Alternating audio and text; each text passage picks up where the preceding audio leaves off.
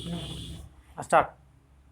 नमस्कार साथियों, मेरा नाम है अमित और आप सबों का गैलेक्सी एकेडमी यूट्यूब चैनल में हार्दिक स्वागत और अभिनंदन है। जैसा कि आप सभी जानते हैं कि झारखंड पॉलिटेक्निक का रिजल्ट आ चुका है और आप सभी असमंजस की स्थिति में बने हुए हैं कि हमको अभी 12th करना है या ग्रेजुएशन करना है या पॉलिटेक्निक में एडमिशन लेना है या आकांक्षा 40 में जाना है। तो इन सभी दुविधाओं को आज हम दूर करेंगे और बताएंगे कि कितना CML आने रैंक पर कितना गवर्नमेंट पॉलिटेक्निक मिलेगा हमको। अगर 10,000 तक CML मेरा रैंक है तो मिलेगा कि नहीं गवर्नमेंट पॉलिटेक्निक। तो आइए देखिए इस वीडियो में। सबसे पहले देखिए बात करते हैं झारखंड पॉलिटेक्निक का। ठीक है, झारखंड पॉलिटेक्निक, झारखंड पॉलिटेक्निक। तो देखिए झारखंड पॉलिटेक्निक में जो है वह कुल 17 गवर्नमेंट कॉलेज है। कितना है? 17 government college, 17 government polytechnic college. तो ये जो मेरा 17 गवर्नमेंट पॉलिटेक्निक कॉलेज है, तो इसमें से हम जाने एक एक देखेंगे कि कौन सा कॉलेज कहाँ पर है और एक एक बारे में उसमें कौन सा ब्रांच कहाँ पर चलता है, क्या क्या ब्रांच है, क्या क्या वहाँ पर फैसिलिटी है, किस तरह से का प्लेसमेंट होता है। तो चले देखिए।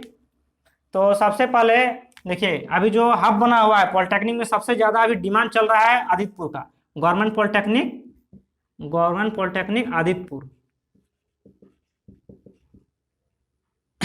आदित्यपुर सबसे ज़्यादा अभी डिमांड इसी का है, गवर्नमेंट पॉलिटेक्निक आदित्यपुर का। इसके बाद जो है government polytechnic Ranchi Dhanbad, government polytechnic Ranchi, और शॉर्ट में लिख देते हैं जैसे जीपी मतलब गवर्नमेंट पॉलिटेक्निक धनबाद, जैसे धनबाद हो गया। Government polytechnic Nirsa, government polytechnic भागा,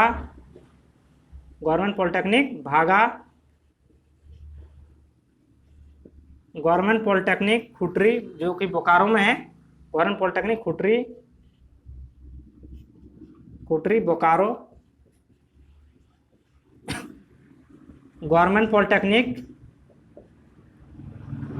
Jagannathpur,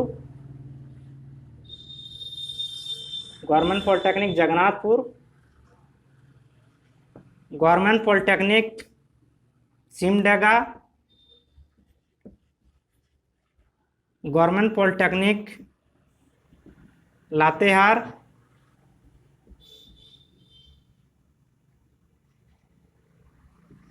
government polytechnic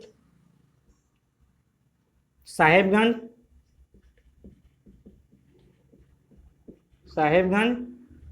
government polytechnic Dumka, government polytechnic Kharsawan, GP Kharsawan, government polytechnic Kharsawan, government polytechnic Koderma, GP Koderma. और जो 4 पॉलिटेक्निक है वह बेसिकली है वो गर्ल्स के लिए, जैसे जीपी हो गया, जीपी बालीडी बोकारो, बालीडी में है बोकारो, बालीडी बोकारो है। फिर है ना, इसको लिखा जाता है गवर्नमेंट वुमेन पॉलिटेक्निक, मतलब ये खास करके महिलाओं के लिए है। उन लोग के लिए 4 को कॉलेज जो है रिजर्वेशन है, वो तो 4 ही में जा सकती है 4 में, और जो 13 कॉलेज है उसमें भी जा सकती है। उन लोग के लिए गर्ल्स के लिए डबल फायदा है। इसके बाद है GP GWP government women polytechnic, इसमें है जमशेदपुर में है एक जगह गम्हरिया, लिख देते हैं जमशेदपुर। और जो अगला पॉलिटेक्निक कॉलेज है वह है GP government women polytechnic Ranchi में, थरपखना में है, रांची में वुमेन के लिए बता रहे हैं, रांची। और जो है गवर्नमेंट वुमेन पॉलिटेक्निक दुमका में है, और दुमका में झारखंड की उपराजधानी, गवर्नमेंट वुमेन पॉलिटेक्निक दुमका। तो बेसिकली देखिए जो झारखंड में कुल है 17 गवर्नमेंट पॉलिटेक्निक कॉलेज। तो आपको सबसे पहले प्रेफरेंस किस तरह से देना है, एक एक फॉर्मेट बताएंगे, कैसे कौन सा ब्रांच सिलेक्ट करना है, कौन सा लेना है, कितना CML रैंक आया है, तो हमको गवर्नमेंट पॉलिटेक्निक मिलेगा या नहीं मिलेगा, बेसिकली उन सबों का बात करने वाले हैं। अगर आप इस स्क्रीनशॉट लेना चाहते हैं तो आप ले सकते हैं। इसका बाद नेक्स्ट बात करते हैं हम लोग जो है, नेक्स्ट इसके बाद बात करेंगे सीट मैट्रिक्स के बारे में और ब्रांच के बारे में। इसमें कौन कौन सा पॉलिटेक्निक कॉलेज में क्या क्या अवेलेबल है, ब्रांच के बारे में बात करेंगे। तो चलिए आप स्क्रीनशॉट ले सकते हैं, इनको हम मिटा देते हैं।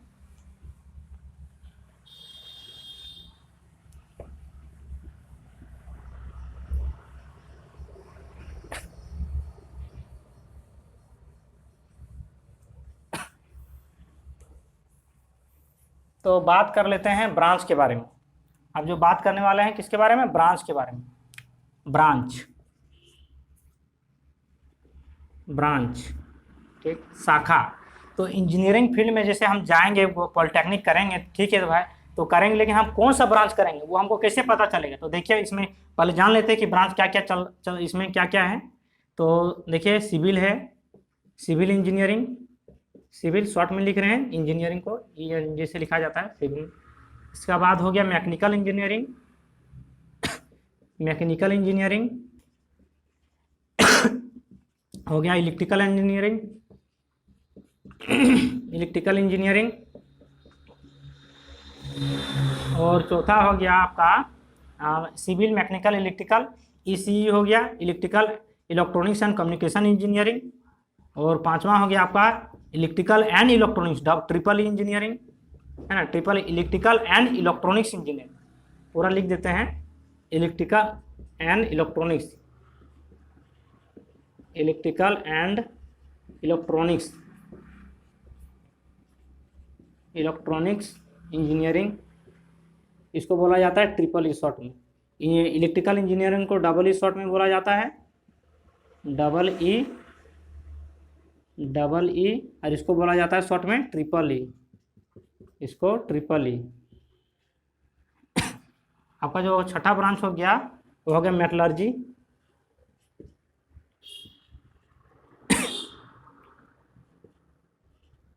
मेटलर्जिकल या मेटलर्जी भी बोल सकते हैं। और सातवां जो ब्रांच हो गया आपका सीएस मतलब कंप्यूटर साइंस, सीएससी मतलब कंप्यूटर साइंस इंजीनियरिंग। और आपका हो गया आठवां ऑटोमोबाइल इंजीनियरिंग,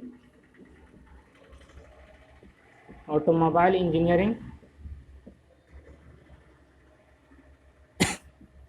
और ये सबसे बच्चों का वैल्यूएबल है, ये है माइनिंग इंजीनियरिंग, माइनिंग इंजीनियरिंग। इसमें जो है 17 ईयर्स रिक्वायर्ड है, वही आप माइनिंग दे सकते हैं, वही बच्चे माइनिंग में जा सकते हैं जो जिनका जो है 17 ईयर्स कंप्लीट हो चुका है, 17 ईयर्स ठीक। और भी बहुत सारा होता है, फूड टेक्नोलॉजी हो गया, प्लास्टिक इंजीनियरिंग, उस सब में आपको ध्यान नहीं देना। मेन चीज़ देखना है कि ब्रांच पेपर, कि मेरा कोर ब्रांच क्या है। अगर हम पॉलिटेक्निक में जाएंगे, जो प्लेसमेंट के हिसाब से अभी देखा जाए तो सबसे ज़्यादा अभी चल रहा है पहला नंबर 1 में अभी सिविल इंजीनियरिंग चल रहा है। तो बता दें कि सिविल इंजीनियरिंग अगर जिनको रुचि है कंस्ट्रक्शन क्षेत्र में, जिनको डिजाइन बनाने आता है, घर का नक्शा तैयार करने आता है, तो वो इस सिविल लाइन में जा सकते हैं। जैसे रोड मैप, जैसे गवर्नमेंट का बहुत सारा आता है, टेंडर आता है, तो जितना भी कंस्ट्रक्शन क्षेत्र हो गया, अगर आपको रुचि है तो आप सिविल इंजीनियरिंग चूज कर सकते हैं और ले सकते हैं। और सबसे ज़्यादा अभी वैल्यूएबल है, क्योंकि जो है अभी जितना भी गवर्नमेंट वैकेंसी निकल रहा है, जैसे बात करूँ कि जीएसएससी हो गया, एसएससी जेई हो गया, और बहुत सारा जो है जो सिविल इंजीनियरिंग के लिए बहुत ज़्यादा वैकेंसी रहता है गवर्नमेंट सेक्टर में। लेकिन एक चीज़ इसका ये नुकसान है कि प्राइवेट सेक्टर में ज़्यादा इनको जॉब नहीं मिलता है सिविल इंजीनियरिंग वाले के लिए। दूसरा बात करें मैकेनिकल के लिए, ये भी ब्रांच बहुत ही अच्छा है। इस ब्रांच में आप दोनों जा सकते हैं। आप गवर्नमेंट तो आपका है ही, इसमें सीट बहुत अच्छा रहता है, गवर्नमेंट सेक्टर में भी जा सकते हैं, जैसे एसएससी जेई हुआ, आरआरबी जेई हुआ, एसएससी जेई हुआ, और बहुत सारा डीआरडीओ, इसरो, ये सब तो जा ही सकते हैं। प्लस आप जो है टाटा, सेल, गेल, भेल, ये सब में सारा में जा सकते हैं। मतलब दो अपॉर्चुनिटी है। अगर आप मैकेनिकल लेते हैं तो प्राइवेट भी जा सकते हैं और गवर्नमेंट सेक्टर भी जा सकते हैं। इलेक्ट्रिकल इंजीनियरिंग ये तो और भी अच्छा है। आज के दौर में अगर देखा जाए इलेक्ट्रिकल इंजीनियरिंग का स्कोप, तो ये बहुत अच्छा है, क्योंकि जो है इलेक्ट्रिकल इंजीनियरिंग में आज जितना भी व्हीकल का प्रोडक्शन हो रहा है, जितना भी कुछ बन रहा है, जिसका भी प्रोडक्शन हो रहा है, तो टोटली जो है आज हम लोग इलेक्ट्रिसिटी पे डिपेंड है। तो जो अगर हमको इलेक्ट्रिसिटी में इसमें ये चीज़ बताया जाएगा, जैसे कि किस तरह से सर्किट का बनाया जाता है, किस तरह से ट्रांजिस्टर को जोड़ा जाता है, मतलब पूरा एक एक इलेक्ट्रिकल वाला सामान, जितना भी हम नया दौर में व्हीकल का प्रोडक्शन होने वाला है, ऑटोमोबाइल सेक्टर में ही देख लीजिए, तो अब सारा इलेक्ट्रिक कार आने वाला है। तो इसलिए इलेक्ट्रिकल जो आप चुन लेंगे, अगर इलेक्ट्रिकल इंजीनियरिंग में लेते हैं तो बहुत बड़ा स्कोप आने वाला है इसमें। और ये भी दोनों जा सकते हैं, ये तो गवर्नमेंट में जा ही सकते हैं, प्लस प्राइवेट में भी जा सकते हैं। बहुत अच्छा खासा मैकेनिकल और इलेक्ट्रिकल का प्राइवेट सेक्टर में वैकेंसी रहता है, लेकिन थोड़ा सिविल का कम रहता है। लेकिन बात करें गवर्नमेंट सेक्टर में तो सिविल का बहुत ही ज़्यादा रहता है।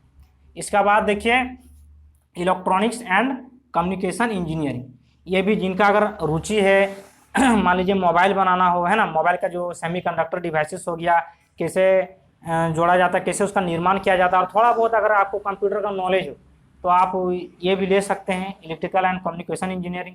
और पांचवा जो है आपका हो गया electrical and electronics engineering. Electrical मतलब आपको इलेक्ट्रिकल वाला तो पढ़ना ही होगा, प्लस इलेक्ट्रॉनिक्स डिवाइसेस जैसे हो गया मोबाइल हो गया, सेमीकंडक्टर, जितना भी डिवाइस हो गया आपको इसमें पढ़ना पड़ेगा। तो ये भी बहुत अच्छा ब्रांच है। तो अधिकतर जो है लड़कियों, बात करें गर्ल्स के लिए, गर्ल्स का जो है बेसिकली जितना भी चॉइस है, सबसे पहला चॉइस इलेक्ट्रिकल रहता है और सिविल भी रहता है, इलेक्ट्रिकल सिविल, और ये इलेक्ट्रिकल एंड इलेक्ट्रॉनिक्स, ये तीनों देखा गया है। क्योंकि मैकेनिकल में लड़कियां बहुत ही कम जाती हैं, पता नहीं उन लोगों को क्या है मैकेनिकल से दुश्मनी, छोड़िए वो सब बात। तो देखिए अगर बात करें कि कोर ब्रांच, इसके बाद आता है फिर मेटलर्जी, ये भी बहुत अच्छा डिमांड है, इसका स्कोप बहुत ज़्यादा है। मात्र पूरा झारखंड में 17 गवर्नमेंट पॉलिटेक्निक में 2 ही कॉलेज में अवेलेबल है मेटलर्जी का। एक आपका हो गया आदित्यपुर हो गया, आदित्यपुर जो कि जमशेदपुर में सिचुएटेड है, आदित्यपुर हो गया, और दूसरा आपका हो गया धनबाद में, गवर्नमेंट पॉलिटेक्निक धनबाद में, ये दोनों जगह अवेलेबल है। तो ये जिनका अगर धनबाद और जिनका चॉइस फिलिंग रहता है आदित्यपुर और धनबाद, इसलिए ये सीट जो है पहले ही भर जाता है। तो वैसी बात नहीं है, लेकिन अभी जितना भी प्लेसमेंट देखा जा रहा है, सबसे ज़्यादा अभी स्कोप है आपका सिविल, मैकेनिकल और इलेक्ट्रिकल। ये बोला जाता है इंजीनियरिंग का कोर ब्रांच। ये क्या है? इंजीनियरिंग का कोर ब्रांच, एक प्रकार के समझ लीजिए कि रीढ़ का हड्डी। अगर आपका रीढ़ का हड्डी अगर मजबूत रहता है तो आप सभी फुर्तीला तरह से काम कर सकते हैं। तो इसलिए आपको ये बोला जाता है रीढ़ का हड्डी। तो आप ज़्यादातर आप फोकस कीजिए, जब आप चुनिएगा प्रेफरेंस, तो सबसे पहले आप प्रयास कीजिएगा कि सिविल भरे, मैकेनिकल भरे, इलेक्ट्रिकल भरे, उसके बाद ये सब भरिएगा, इलेक्ट्रिकल एंड इलेक्ट्रॉनिक्स, है ना, electrical and electronics engineering, electronics and communication engineering, metallurgy. और देखिए और ऑटोमोबाइल का भी डिमांड है, लेकिन थोड़ा इन सब का ज़्यादा है। ऑटोमोबाइल में अगर आपको इंटरेस्ट ऑटोमोबाइल में है ना, जो व्हीकल बनता है, प्रोडक्शन होता है कंपनी में, कोई भी जितना भी टाटा हो गया, मारुति सुजुकी हो गया, बहुत सारा ऑटोमोबाइल इंडस्ट्रीज है। अगर आपको रुचि है ऑटोमोबाइल इंडस्ट्री में तो जा सकते हैं। ये भी, इसका भी डिमांड बहुत ही। और माइनिंग तो छोड़ ही दिए थे, माइनिंग का तो और ही ज़्यादा स्कोप है, क्योंकि माइनिंग देखिए, माइनिंग 2 ही जगह अभी चल रहा है। एक भागा माइनिंग, भागा गवर्नमेंट सेक्टर की बात करें, भागा में है गवर्नमेंट पॉलिटेक्निक भागा में, और एक है गवर्नमेंट पॉलिटेक्निक कोडरमा में। लेकिन इसके लिए आपको क्या चाहिए? 17 ईयर्स रिक्वायर्ड चाहिए। आपको क्या होगा कि इसमें खान में आपको काम करना होगा। खान मतलब कि जैसे हो गया इसका भी स्कोप है, जैसे कि इसका हो गया BCCL हो गया, CCCL हो गया, सिम्फर हो गया, इस सब में जा सकते हैं ना। तो आपको कुछ उम्मीद है कि आपको जो है ब्रांच के बारे में कुछ समझ आ गया होगा। तो अब जो है हम लोग बात करते हैं चॉइस प्रेफरेंस के बारे में, कि जो है अगर आपको जो एडमिशन अभी आइए कुछ दिन बाद, जैसे अभी आपका रिजल्ट जारी हुआ है, तो और 2-4 दिन बाद वेट कीजिए, आपका जो है चॉइस फिलिंग का जो है आपका आ जाएगा कि किस तरह से हमको कौन सा कॉलेज चुनना है, कौन सा ब्रांच लेना है, कैसे क्या करना है। तो अब बात करते हैं चॉइस फिलिंग के बारे में।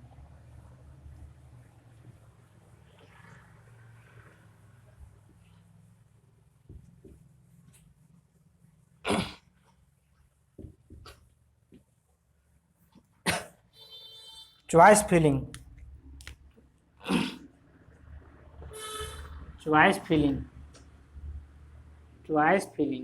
कि कैसे भरना है। देखिए मैकेनिकल, इलेक्ट्रिकल, सिविल, अभी तो बात किए थे, मैकेनिकल, इलेक्ट्रिकल, सिविल। मतलब चॉइस प्रेफरेंस में आप इन लोगों को कैसे रखेंगे? EE, EEE और computer science, CSC computer science engineering.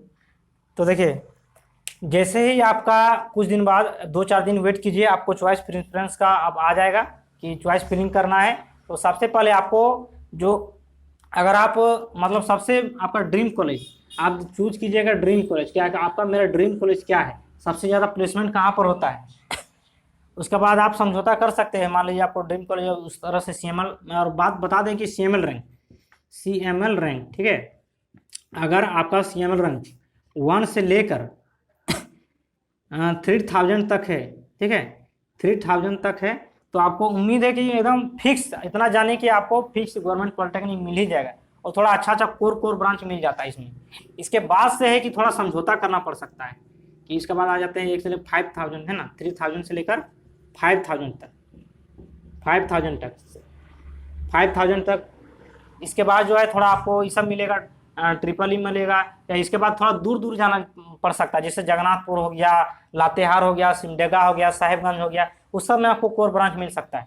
और इसका और सेकंड काउंसलिंग के, ठीक है, काउंसलिंग देखिए, काउंसलिंग में जब आप भाग लीजिएगा, जैसे चॉइस फिलिंग का ऑप्शन कब मिलेगा, चॉइस फिलिंग मतलब काउंसलिंग में पार्टिसिपेट कीजिएगा, तभी आपको जो है चॉइस फिलिंग करने का मौका मिलेगा। तो बॉयज़ के लिए जो है अगले साल आपको चॉइस फिलिंग करने के लिए, काउंसलिंग में भाग लेने के लिए 400 रुपया लग रहा था, ठीक, और गर्ल्स के लिए लग रहा था 250 रुपया, ठीक। तो जो है आपको सबसे पहले आपको तो कटाना होगा अकाउंट से अपना 400 रुपया, 250 रुपया, जो बॉयज़ है बॉयज़ के लिए, गर्ल्स के लिए। उसके बाद आपको जो है कॉलेज सेलेक्ट करने का ऑप्शन मिलेगा। तो सेकंड देखिए, फर्स्ट राउंड काउंसलिंग, यहाँ तक 3 प्रकार से अभी काउंसलिंग चल रहा है झारखंड में। एक इस बार जो है 2021 में एक स्पॉट काउंसलिंग निकाला गया था, जो सीट बच गया था तब। First round, second round, third round. तो बेसिकली जो है 1 से लेकर 3000 तक जिनका CML आता है, अगर वो एडमिशन लेते हैं पॉलिटेक्निक कॉलेज में 1 से लेकर 3000 तक, तो फर्स्ट राउंड में हो जाता है, ठीक है। लेकिन इतना सब बच्चे एडमिशन नहीं लेते हैं, कोई इंटर करने चल जाते हैं ना, कोई अगर जिनका मान लीजिए 12 वाला जो जेईई मेन भरे थे, इसी बीच में देखिए कोई ऐसा भी बच्चा आता है कि जेईई मेन का भी एग्जाम दिए हैं और पॉलिटेक्निक का भी एग्जाम दिए हैं। उनका अगर जेईई मेन में अच्छा रैंक आ गया होगा तो वो सब में चल जाते हैं IT कॉलेज में एडमिशन कराने। तो इसलिए यहाँ पर उसका सीट खाली रह जाता है। और बहुत सारे विद्यार्थी होते हैं जो IC करने, जो 10th पास है वो लोग IC करने चल जाते हैं, तो साइंस का उन लोग पढ़ाई करते, तो उस समय भी सीट खाली रह जाता है। और बहुत सारा बच्चा का ये समस्या रहता है कि उसके पास जो है डॉक्यूमेंट अवेलेबल नहीं रहता है, रेसिडेंटल सर्टिफिकेट अवेलेबल नहीं रहता है, कास्ट सर्टिफिकेट अवेलेबल नहीं रहता है, और समय पर जो है मार्कशीट और माइग्रेशन ये सब जो है अवेलेबल नहीं करवा पाते हैं, जिसके कारण से सीट खाली रह जाता है। उसके बाद इसलिए निकाला जाता है, जब सीट खाली रह जाता है तो सेकंड काउंसलिंग स्टार्ट होता है, सेकंड राउंड काउंसलिंग। इस सब में बच्चे 3000 से लगभग जो है इस सब बच्चे का आराम से हो जाता है। 3 से 5000, 6000 तक रखे ना, 6000 तक, 7000 तक जो है उन लोग जो भाग लेंगे तो बहुत ही अच्छा उन लोग का अवसर रहता है सेकंड राउंड काउंसलिंग में, क्योंकि उधर तो उन लोग का ले लिया एडमिशन जिनको लेना था। 3000 से लेकर 7000 तक आप प्रयास कीजिए। आपको देखिए, अगर फर्स्ट राउंड में है ना, फर्स्ट राउंड की बात करें, अगर आपको फर्स्ट राउंड में कोई कॉलेज मान लीजिए अलॉट हो गया, मान लीजिए जैसे हो गया धनबाद पॉलिटेक्निक, GP जो है धनबाद अलॉट हो गया फर्स्ट राउंड में, ठीक है, या GP मान लीजिए लातेहार हो गया, अब दूर हो गया लातेहार, मान लीजिए आपको घर दूर है लातेहार से, मान लीजिए फर्स्ट राउंड काउंसलिंग में आपको मिल गया मैकेनिकल ब्रांच, या नहीं मान लीजिए आपको मिल गया थोड़ा कोर ब्रांच से हट के, जैसे ट्रिपल ई मिल गया, इलेक्ट्रिकल एंड इलेक्ट्रॉनिक्स इंजीनियरिंग। अगर आप चाहते हैं कि हम नहीं भाई, हम जो है मैकेनिकल ब्रांच लें, ठीक है, फर्स्ट राउंड में आपको मान लिया अलॉट हो गया ट्रिपल ई ब्रांच। अगर आप चाहते हैं कि नहीं ये तो मेरा कोर ब्रांच नहीं है, तो जो है हम इलेक्ट्रिकल लेना चाहते हैं, है ना, डबल ई लेना चाहते हैं, तो आप जो है मान लीजिए अलॉट करा लिए, एडमिशन भी आपका हो गया, लातेहार में एडमिशन हो गया, और आप चाहते हैं कि नहीं हमको ये ब्रांच पसंद नहीं है, जो हम थोड़ा सामने लेंगे और थोड़ा मेरा जहीं आकर जहीं भी मिले, लेकिन थोड़ा हमको कोर ब्रांच मिलना चाहिए, तो आप जो है सेकंड राउंड में पार्टिसिपेट कर सकते हैं। सेकंड राउंड जो एडमिशन करा भी चुके हैं वे भी पार्टिसिपेट कर चुके हैं, और जो फर्स्ट राउंड में जिनका सीट अलॉट नहीं हुआ था वो भी पार्टिसिपेट कर सकते हैं, तो दोनों बच्चे कर सकते हैं। बेसिकली सिर्फ आपको जो है थोड़ा ध्यान देना पड़ेगा। तो सेकंड राउंड हो गया। इसके बाद जो सेकंड राउंड के बाद जो सीट बच जाता है वो लगभग लगभग रखिए ना 8,000 से 7,000 के बाद से लगभग 12,000 तक जो है बच्चों का एडमिशन हो जाता है। जो SC ST कैटेगरी का हम लोग का 11,000 में भी हो जाता है ना। तो थर्ड राउंड में भी आपका होगा, लेकिन एक उम्मीद बनाए रखिए। तब तक बोलिएगा कि सर जो मेरा इतना एडमिशन हो चुका है CLT, तो मान लीजिए हमें 11 इसी दौर में, तो आपका एडमिशन भी तो चालू हो गया है। मान लीजिए आपका इंटर में लिखाएं, कोई ग्रेजुएशन कर लिए, तो घबराइए नहीं। अगर आपको लग रहा है कि हमको पॉलिटेक्निक ही करना है और समय बहुत कम रहने के कारण आप एडमिशन करा लिए इंटर कॉलेज में या तो ग्रेजुएशन कॉलेज में, मान लीजिए फर्स्ट सेमेस्टर में करा लिए या फर्स्ट ईयर में इंटर में करा लिए, तो आप जैसे CLC देखिए रिक्वायरमेंट डॉक्यूमेंट क्या क्या चाहिए एडमिशन के लिए। अब ये आपको तो समझ आ गया होगा, आप थोड़ा बात कर लेते हैं एडमिशन के बारे में। अलॉटमेंट लेटर, जैसे ये आप डालिएगा चॉइस फिलिंग काउंसलिंग में भाग लेने, उसके बाद आता है अलॉटमेंट लेटर। Allotment letter